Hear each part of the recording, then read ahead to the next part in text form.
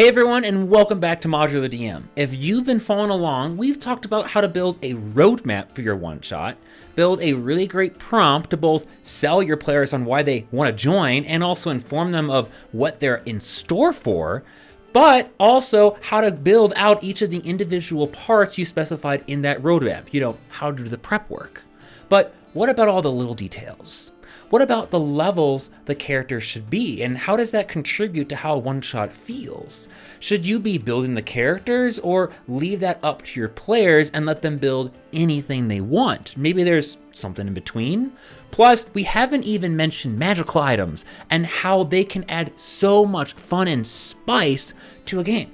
So I hope you're all strapped in because we're gonna go through all of that. When it comes to figuring out who is going to be making the one-shot characters, there are three ways you can go. Making the characters as the GM yourself is a really great option if you have a one-shot you'd like more control over, such as the abilities of the characters, like I have a puzzle coming up and I need someone to have this spell, or maybe even the roles they want to play, such as I need someone who's very good at investigating. Or perhaps your players are brand new to the hobby, in which case making a character sheet from scratch might be a bit much. Because you see, making a character is wonderful once you know what's going on, but until then in D&D-like systems, there tends to just be a lot you have to know. On the opposite end, your second option is you can let your players build whatever characters they want so long as they fit within the realm of what you told them to build in the prompt you gave them. This is wonderful for players who love building characters and trying out things like wombo combos and different types of spells that they normally would never be able to. If your one-shot doesn't rely on specific roles being fulfilled by players, this is always a great option. Now, the last one is a hybrid that many of you GMs may not have considered before. Oftentimes when I run a one-shot, I create a short list of roles I'd like the party to have, which I then openly or behind closed doors present to the players and have them openly choose which role they'd like to play before they build their characters at all. This way, I have a really good idea of what types of characters I'm going to see at the table, but the players have complete freedom in how they build a character for that role. It's almost like the best of both worlds. This has worked wonders for one-shots where I only need a little bit of control over what I'm going to see at the table, like a heist one-shot I ran a while back, where I let my players choose from being the leader, the disdainful grunt, the lover, the cautious one, and the traitor. And for the sake of time, I'll leave the details of that one-shot for another session, but you can probably figure things out from the names of those roles. Now, what about the level that these characters should be at? Because it matters a lot. Since you're only going to be playing one session, I generally keep the character's level below 10 in D&D-like systems, and there's a few reasons for that. First, the higher the level of a character you require for a one-shot, the more arduous a task it is to make the character, whether it's you or the players. And especially for casters, it's just a huge commitment. Second, if you go too high level, there's generally way too many different abilities and spells that your players will want to use than you'll ever be able to give them an opportunity for, which means your players are going to have a way higher likelihood of being at least a little disappointed that they never got to use that spell or that cool ability. So if you really want to go high level, I would suggest you change from doing a one-shot to a 2 or 3 session long campaign instead. All in all, what I found is that the best character levels for a one-shot tends to be between 4 and 7. It's a high enough level that it gives your players freedom to go and test out a bunch of different and fun abilities and tricks that they never would otherwise get to, but still low enough level that they'll get an opportunity to try out almost everything that they wanted to with that character. Now, let's move on to basic equipment and items you'll want your players to have. And if you want to follow along in the session notes down below, I have a link to the one-shot prompt template, which has everything we'll be talking about here, but in written form. So in a one-shot, it can be really difficult to nail the balance of encounters because your players are generally an unknown to you. So when I'm building a one-shot that I don't really want to be deadly, I love giving all of my players a single 2d4 plus 2 potion of healing. It makes total sense thematically that every adventurer would have one. And if a battle or weird encounter kind of goes a bit awry and does more damage than I thought, it gives me some breathing room. Next, when asked what type of non-magical equipment I allow, I say anything but half or full plate armor.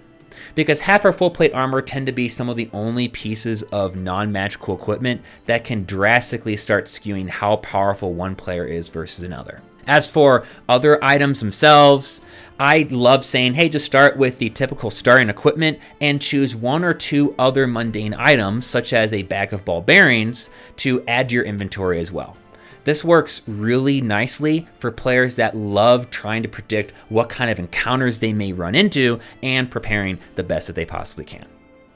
The last thing in this equipment category that tends to come up is, do I need to worry about what components I have for my spells? And my rule of thumb is to say you can freely choose any spell you want as long as they do not have spell components that are worth over 100 gold pieces. And if there is a spell you want that does have components over this, shoot me a PM. The reason for this is that spells with more expensive components tend to be ones that I as a GM want to know beforehand. I don't think I've ever turned down a player's request to use a spell once asked, but we might set a limit for how many times they can cast it, but that's really about it. So it acts more or less of a nice notification for me as a GM. Now, let's talk about magic items, because I love magic items and so do your players.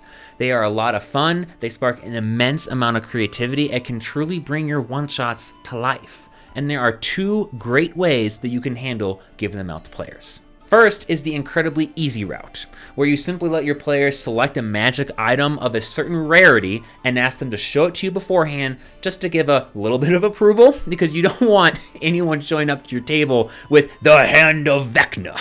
The alternative method is the one that I use most often, but it does require a little bit more work on our end as GMs. It's what I call the magic item lottery. I make a hand-picked pool of magic items that I know will very likely be helpful in some way during the one-shot.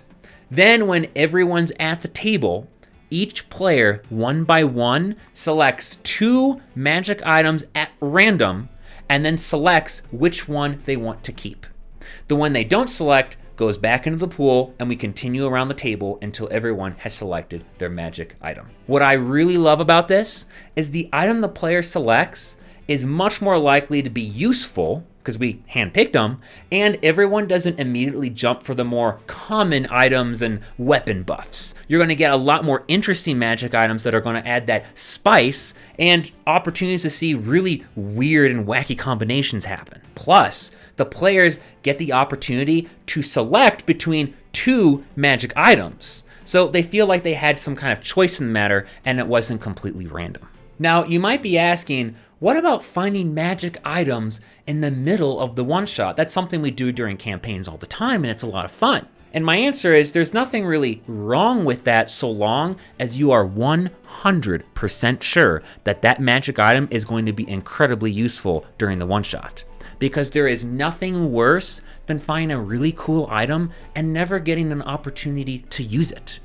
And this is why I personally tend to shy away from doing this, because there are simply way too many things going on during a one-shot.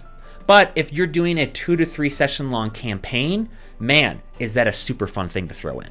Oh, one really quick aside. If you're going to be running a one-shot where the characters are level 5+, or where they're going to be fighting monsters, particularly with magical weapon resistance, consider giving your characters a magical weapon at the start of the one-shot. Doesn't have to be +1, just state that they're magical weapons.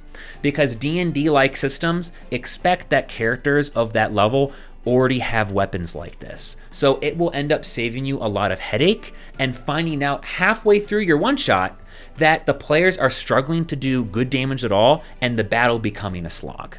That just about wraps up this session. Hopefully, learn about some of these smaller details has you thinking about how you can play around with all these different variables to create different experiences, like giving specific roles to players beforehand, or even how much the way you give a magic item to a player can change the look and feel of a one-shot entirely.